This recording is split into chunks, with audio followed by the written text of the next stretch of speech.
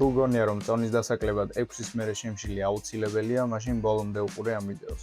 ერთ-ერთი გავრცელებული აზრი, განსაკუთრებით ქალებში, არის რომ თუ წონის დაკლება გინდა 6-ის მერე არ უნდა ჭამო. ალბათ იმიტომ ფიქრობს ხალხი ასე, რომ 6-ის მერე თუ არ შეჭამ, მართლა დაიკლებ წონას. მაგრამ ამის მიზეზი ძალიან მარტივია. დღის განმავლობაში ნაკლები დრო თუ გექნება საჭმელად, ნაკლებს შეჭამ და წონას დაიკლებ, იმიტომ რომ ნაკლები კალორიები მიიღე და არა იმიტომ, რომ საღამოს ჭამა ასუფლებს. პოპულარული მითის მიუხედავად, ჩვენი ორგანიზმი ცხიმის დაგროვებას არ იწყებს, სადაც ის არის 6-ს რომ გადასტდება.